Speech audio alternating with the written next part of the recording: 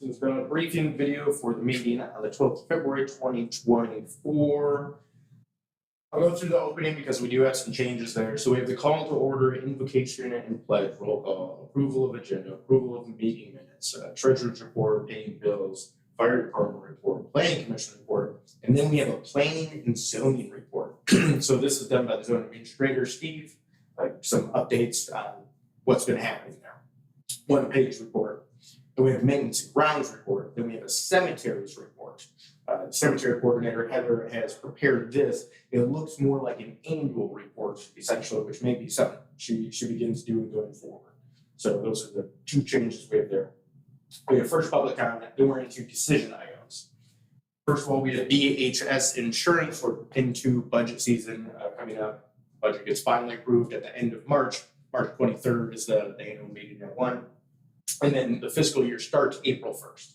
And so we've looked at insurances and changed over to BHS over the last couple of years. But that one's for approval. They like to have it separately approved.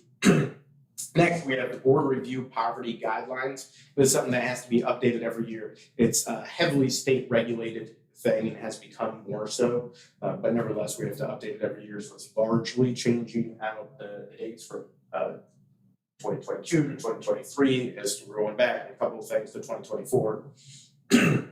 Next, we have the land sale policy. This, the board discussed before about adding a small thing about if the property's over a certain amount or important in some way of having proposals when the bid comes in, so the township would also be deciding on the use. I wrote it up as 10 acres. It's one of the things, seemed like the biggest consensus among the board at the time. So that's what that is. Next, we have the Parks and Recreation Advisory Committee resolution.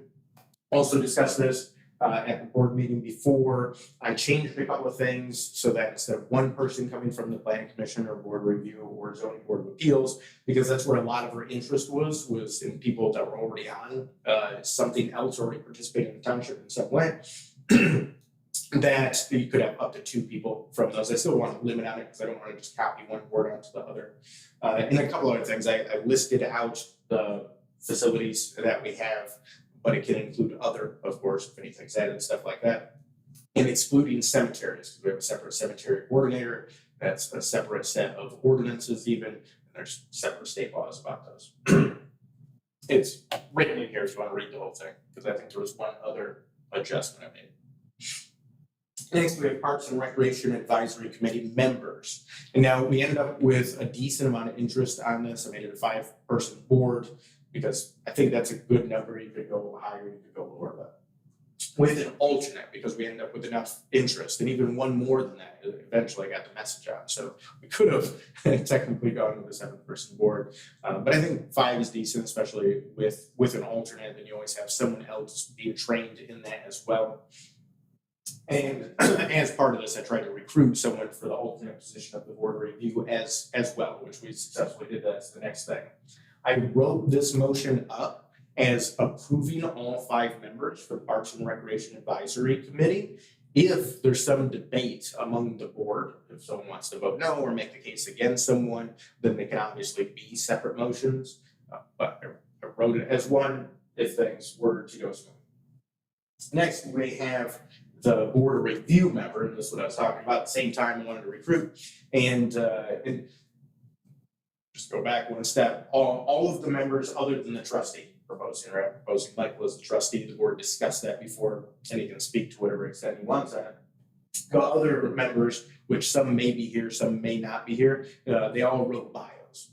They wrote them introducing themselves. That way, if the board has any questions on who they are, even though a number of them have participated in township stuff, so we can kind of see somewhat of their record of how they operate.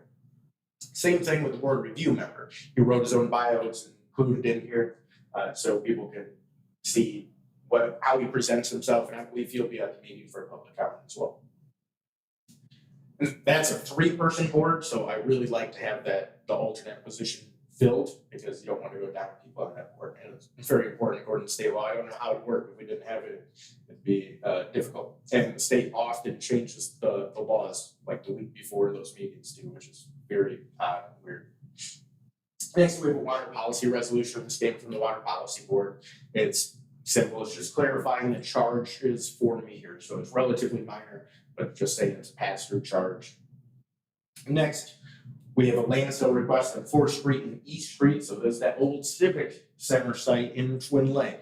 We discussed before about a community center there, but with it being so small, building would take up a lot of it, you wouldn't end up with very much parking.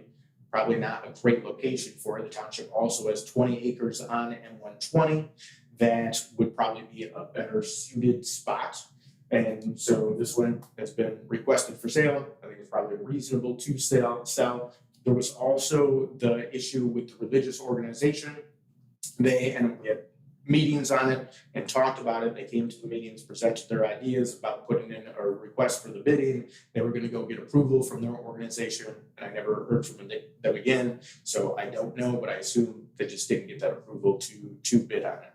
So at this point, it's reasonable if anyone else is interested in it and someone were to request it. I see no reason to stop it. But the board could disagree with me and decide to not sell that. That's why we have this first meeting. We're deciding if it's going up for bid and then how we're going about establishing a minimum bid. And then there's also a restriction on the deed. And if the board wants to put it up for bid, then we'll discuss this because we have 2 other meetings on what to do with the revenue. There's an old deed restriction that I don't think any longer legally would need to apply to the township. It would have applied to the religious organization that if they sold it, then up to the first $50,000 in sale, which they'll probably sell for less than that, would go to the community foundation to establish scholarships at high schools. I believe it's high schools or maybe just schools in general. Must be because it's going to college at Holden, Whitehall, and Reese Buffer. And so the board would have to decide if we wanted to honor that or if we decided that that was done because of the deed switching hands. So probably a discussion that could be had later if needed. Next, we have Text.my.gov. This was discussed in the work session for the budget. And because the contract is written up with a date, we have to make a decision, even though it would start on April 1st. And so I have that in here. Next, we have our discussion items. One is the budget. Now, in this budget, I've cut out all of the stuff that we really didn't need. So, the entire streetlight funds, a bunch of the other items, and really condensed it down. I got it down to 9 pages. And then I made a number of the adjustments that we talked about in the work session as well. More adjustments will need to be made, and we'll see those in the March meeting as discussion before the annual meeting at the end of March, before the new fiscal year starts. I also had several questions for the board to discuss on here. I explained those in there. Next, we have food sovereignty. Now, we passed this ordinance a couple of years ago now, late 2022, so now not fully a couple of years.